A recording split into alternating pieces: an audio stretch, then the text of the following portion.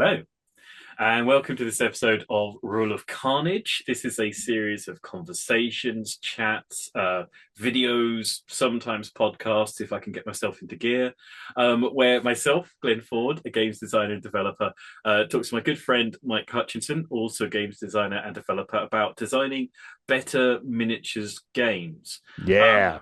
Yeah, so we hold forth on multiple things that make a better miniatures game, but people often talk about the core loop of a game, a core gameplay loop.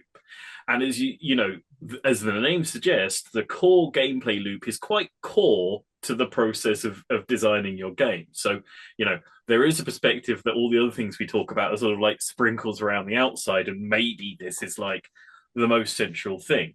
Um, Well, so can I maybe just like have a little think about this? So I've been thinking a lot about core loops recently because I've been mm, working on a couple of game designs and I kept getting stuck on the same thing, which is like this game is boring and I can't be bothered to start a play test because like it's boring and mm, I'm not interested in it.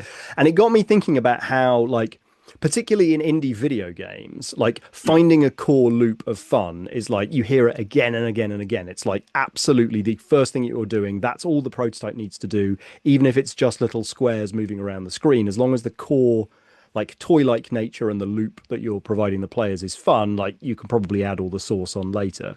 And Mm. the same is true in board game design, I think much more prevalently than in miniature game design, where like what you do on your turn or how often you get to do things and, how that core loop escalates or spirals out, like that's talked about quite a lot. I think in miniature games, it's really not talked about that much because you've sort of got this assumption that the core loop is pushing your little dudes around and rolling dice. Mm. And to a degree, that is true for lots of miniature games. And I think kind of what we were as we were chatting about this topic before air, we were sort of agreeing is that quite often we'll come across a game, a skirmish game or a or a battle game, and we'll sort of see exactly what the core loop is, and it's pushing my little dudes around and rolling dice, and there isn't really anything else there, Mm. particularly if there's not anything like particularly interesting resource management or like tactile manipulation or spatial stuff or interpersonal interplayer stuff to mess around with. It's like, well, Mm. okay, you might have a lot of nice source around the outside, or you might have a lot of nice graphics, or you might have a good central kind of kit bashing theme. But like the actual loop, the thing that I'm going to be doing over and over again, and the thing that's going to have to catch my attention, I kind of know what that is. I've seen it 100 times, and I'm really struggling to find the energy to lift my arm to play your game because the core loop is so known to me. I think that's all very true. So it's like in video games, you'll often get like the first screen of a platformer will teach you the first like core loop of that particular game. It'll get you to jump over a gap, and like there's a famous thing where like the first screen of like the first Mario game teaches you jumping and teaches you how enemies work, and all completely silently with no information, just by putting you through those core loops in a very Jump sort of on this, bump on that. yeah, and what happens when you hit this block in this direction or something Mm. poops out of it. And it's all very neatly puts you through that core loop, and then it just iterates on that loop in different ways, level after level after level. Hmm. And I think, as you say, it's like skirmish games, minis games have a standard core loop, which, like you say, is pick a target priority, move towards target priority, direct attack at target priority, see target priority die, find new target priority, enjoy seeing the thing that you wanted to die, move to another thing that you want to see die, and so on and so forth. And every time I get to pull off one of your miniatures, that's a little end of the loop. Yeah, and I think that like the entry point is so often like let's roll off for initiative, which I think I've already had my rant about rolling off for initiative, which is the lamest fucking idea ever. But like that core loop starts with roll off for initiative, and then we'll alternate activating some number of units.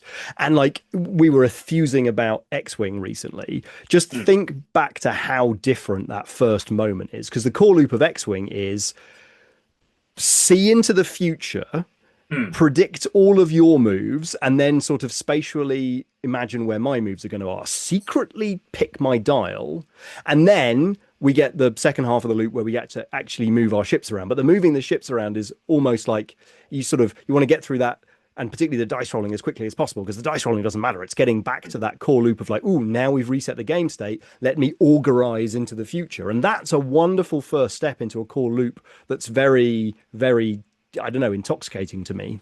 Yeah, yeah, and I think there's the first thing, I think are many of the great sort of minis games are the ones that break that core loop. That Hmm. do so. Malifaux is, I think, a really good example where I agree. because It's a great example in this case. the nature of the control hand breaks the form of the core loop that you are used to.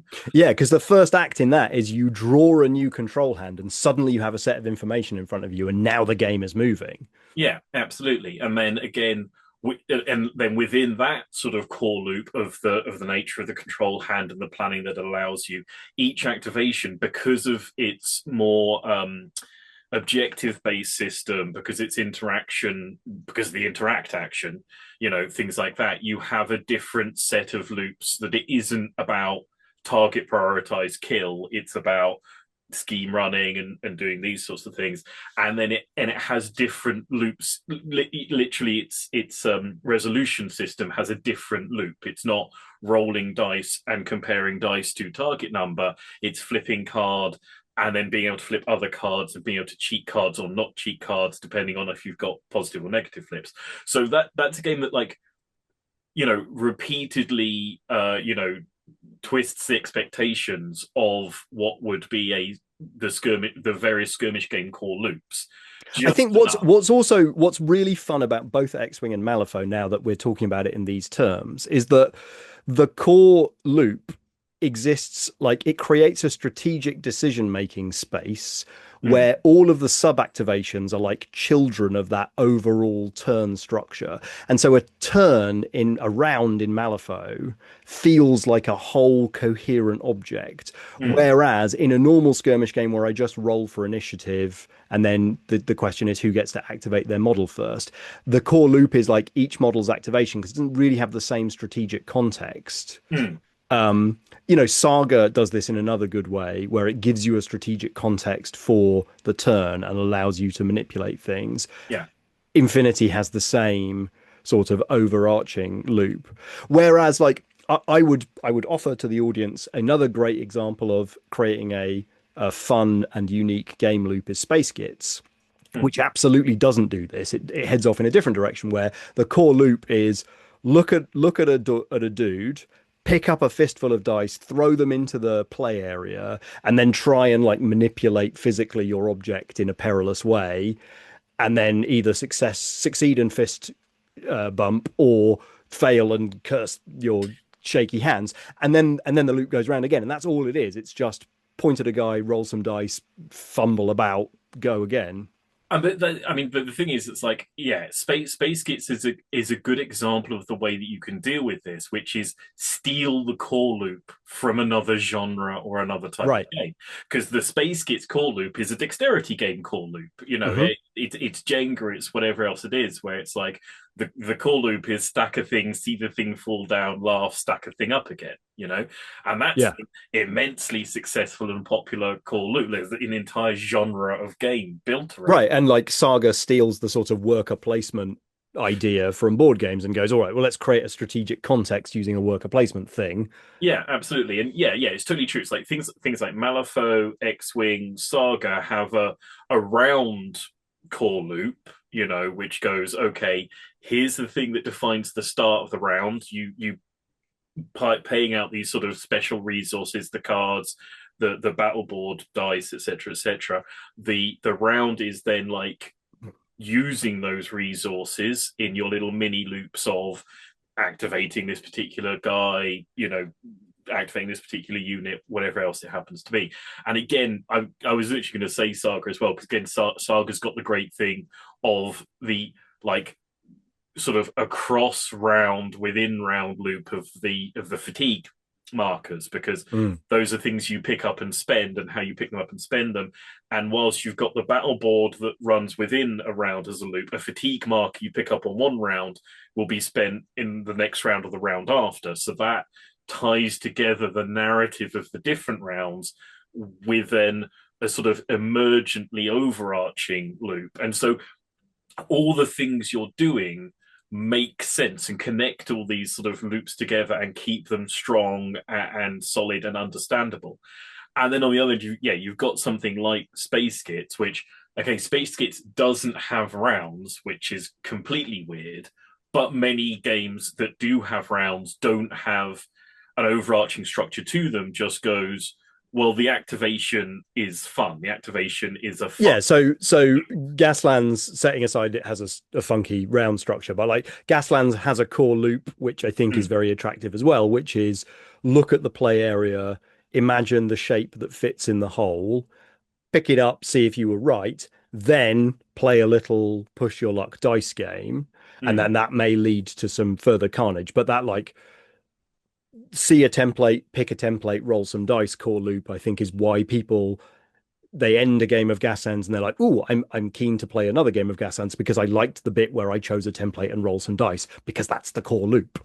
Yeah, absolutely. And so, and I think like Gaslands again is a good example of one of the first practical things that makes a good core loop a good core loop, and that's a strong feedback loop to it. Hmm. The thing with Gaslands is like you pick up a template, wonder whether the template will fit into the space you're looking at.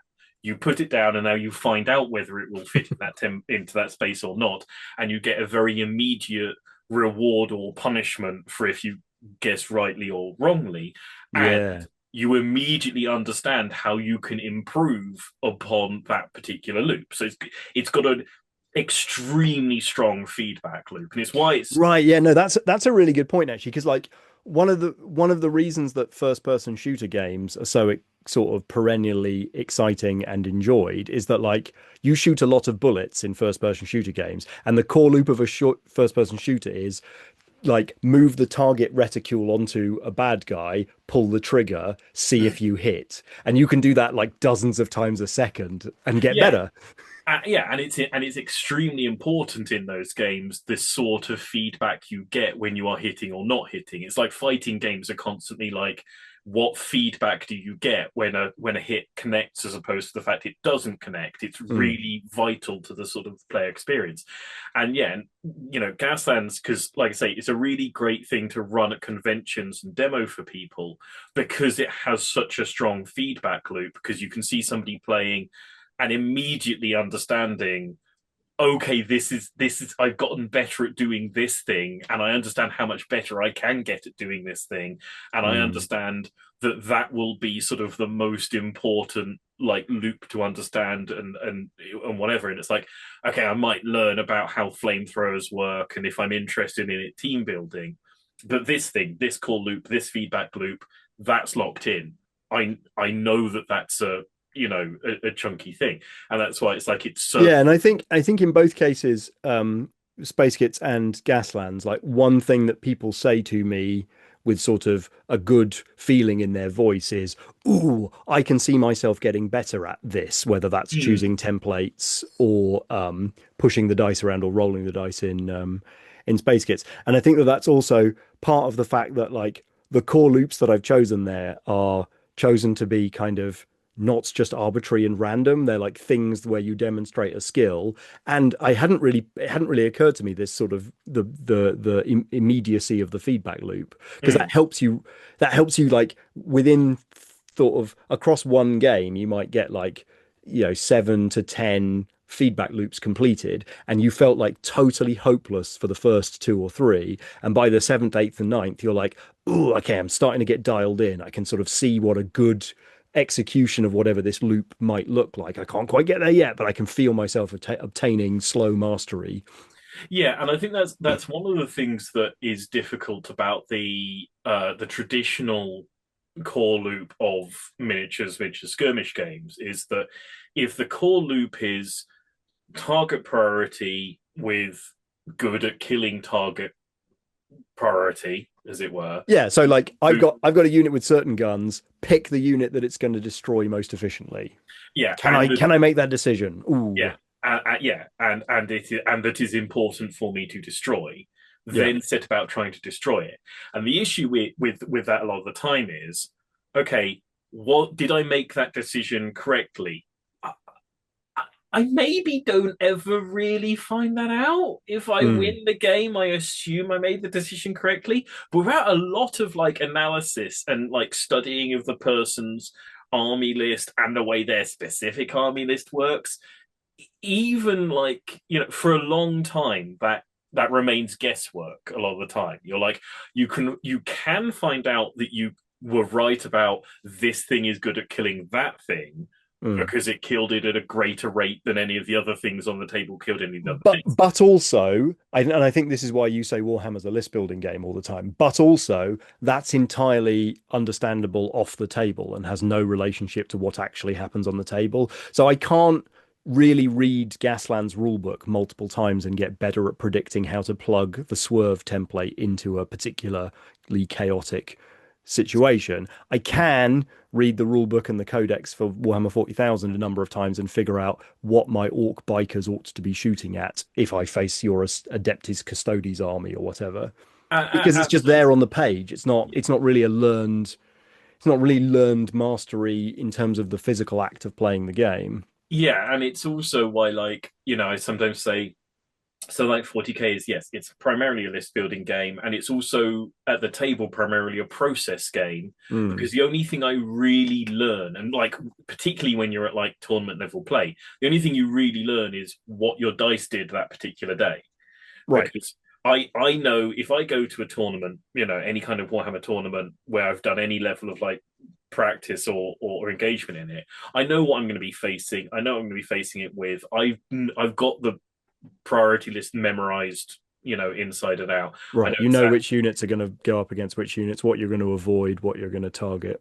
And the thing is, both of you know that. You both know what's going to happen. Mm. You both know like the things that are in can engage with whatever things, and it is literally just okay. Well, let's see whose dice turn out today the best because I know what's going to happen, and so like the game itself is very much a process thing. It's like we all know what the clockwork's going to be. Let's push the clockwork through and see how it poops out the other end. And lots of people enjoy that. And I'm not like inherently knocking process games if that's the thing you're going for.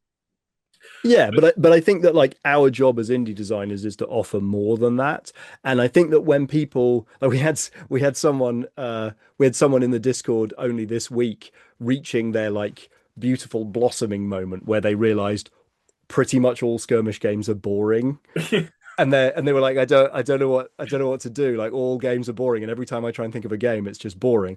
And like I guess that's where I was thinking about this topic as well, is like, yeah, that's because the core loop is so familiar mm, that when you find something as not even that different as Infinity or Saga, what's mm, happening is you're having to approach the turn and your choices within the turn differently. It's giving you different inputs with which to make your decisions. It's providing you different outputs and feedback at different points and as you say, like faster. And so like for example, as I was working again as I'm wont to do on some kind of Hobgoblin 40,000 game, which is like, I've got armies of plastic science fiction miniatures. I would like to put them on the table and have the good time.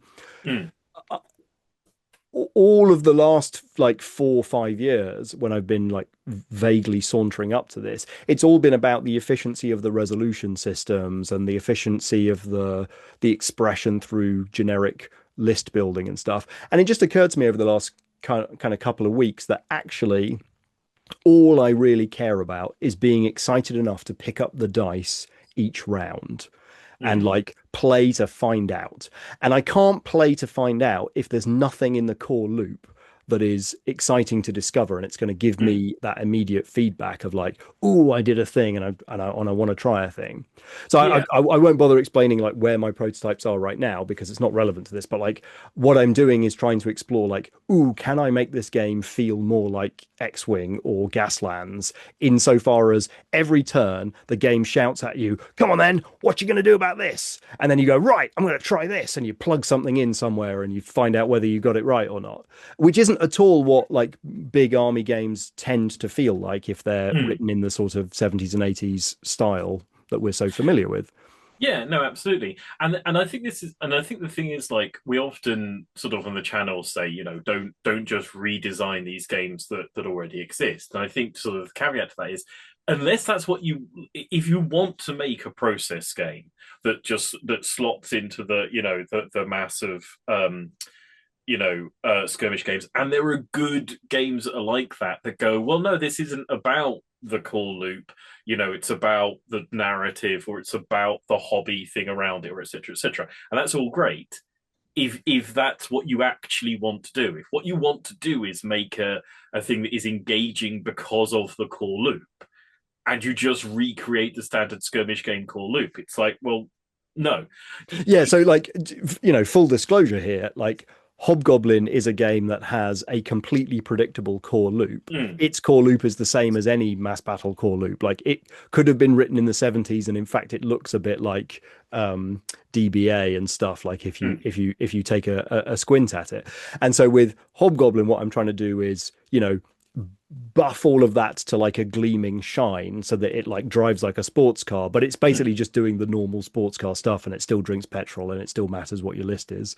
Yeah, yeah. Hobgoblin is about getting an absolute crap ton of toys onto the table and doing a thing with them, that's satisfying in a nice, in Yeah, and a nice way. the target selection thing's kind of written into the like combat table. Yeah, yeah. It very it, much it is it right doesn't there. make it obscure. It just Yeah, says, you yeah, can yeah, color, fight you can, monsters with beasts, or you're kind of an idiot. yeah, and that's an example of game that's just like, yeah, that's this. Not every game has to be about that.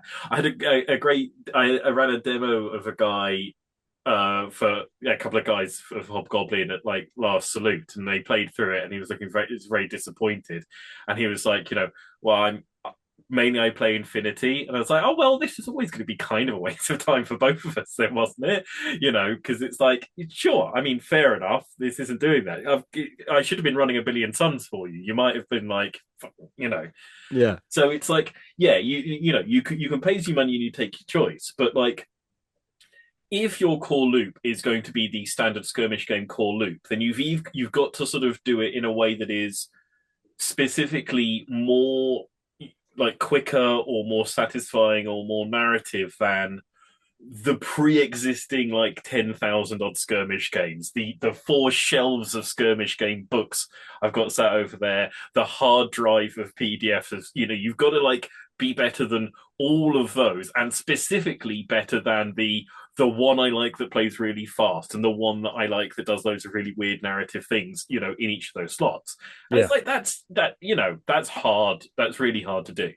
And I think, We haven't even talked about Pukeapocalypse, because like there's another great example of like it's a physical thing, but like the core loop there is, okay, fine, I need to push my little dude around, but then I need to lay a stream of vomit out, and then I mm, need to find out whether I burst, and that creates a very different feeling of the game. So I think that like what I'm really like shouting out in this episode is like, put something fun in the middle of your game. Like, yeah, make me want to actually lift my arms up and engage with the game by saying, yeah, here's a fun thing, and I want you to do this over and over again. And it's not just pushing dudes around and rolling dice, it's something else than pushing dudes around and rolling dice. I've pushed dudes around, I've rolled dice, I probably will do it again, but I'd love to do it in a way that's like, there's something else there. There's something else that's an engine that's ticking over, that's making me go, yes, okay, next round. I'm excited to throw the action dice, or, flip the coin, or draw some cards, or whatever the hell it is. Yeah, no, it's like the number of times that we've explained or run games of space skits for like miniature games fans, and they've basically gone, oh, wait a minute, so it's actually fun. Yeah, it's a that's a revolutionary concept, and it's like, the other weekend we were playing. the Judge Dredd version of the 2000 AD game. Yeah, the Warlord Judge Dredd. And quite a lot of that inverted commas play session was sitting there looking at the board, going, "Okay, well, we know everything that's going to happen, right?" Like laying out several scenarios and going, "Okay, yeah, well, this is pointless to play because we know that that'll happen, and that'll happen, and that. Okay, not even the dice are going to be able to sort of change this story for us. There's kind of no point engaging with any of these scenarios. Let's have a conversation about something else." And Hmm.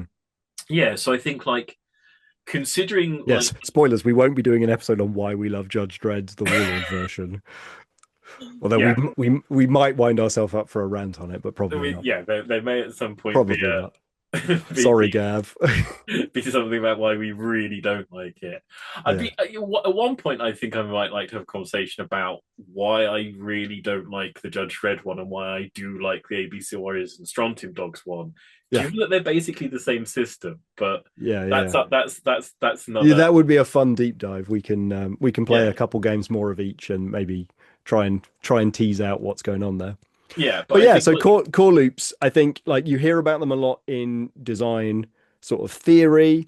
I think that they are something that we ought to talk about more in miniature games, and we ought to mm, genuinely think about and put more energy into thinking what is the thing that I am doing every turn or every round that is catching the player's imagination and giving them decisions, and those yeah. decisions are not just who should I point my sword at. Yeah, and consider the attendant feedback loops that come with them. How far from making the decision to understanding the output of the decision is it going to be? How Hmm. many times am I going to get to do the loop and see the feedback to it within a single game? Because you can have a core loop that is in and of itself satisfying to pull the levers of, but you don't get that payback of advancing in it unless you also see feedback at least three times over a whole game within a given loop.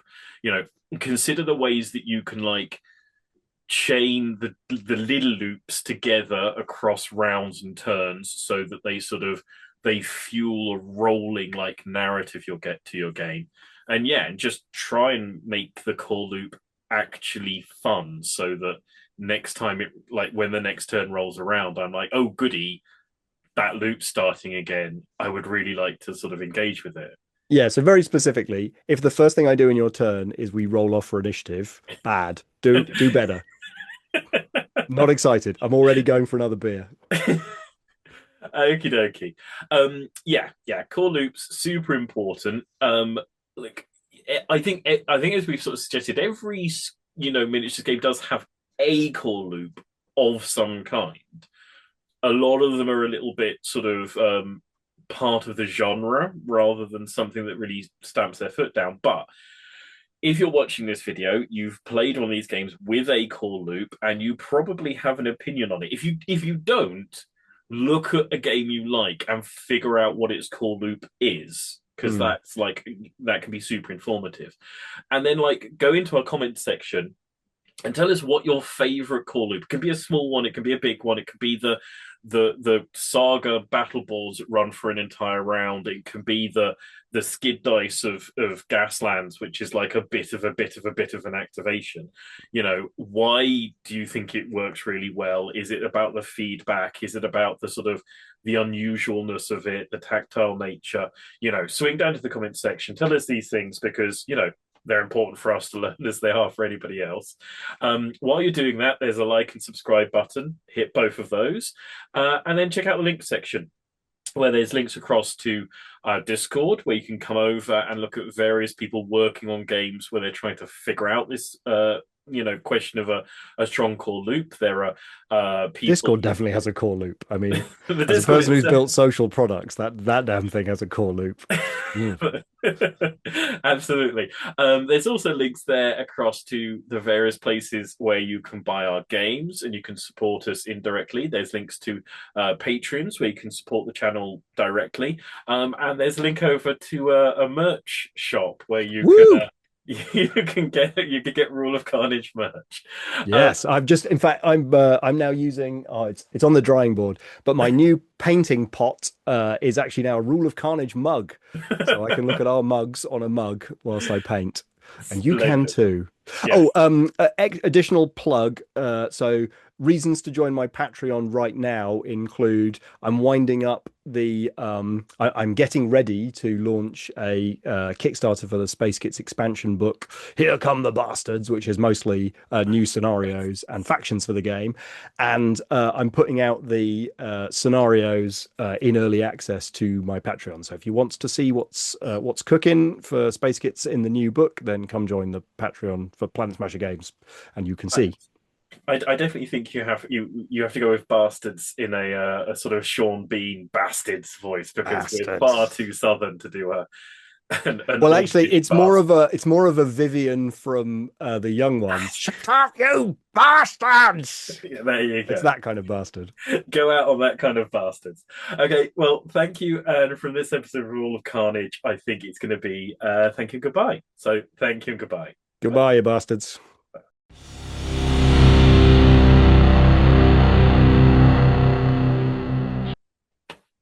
Bastards. Bastards!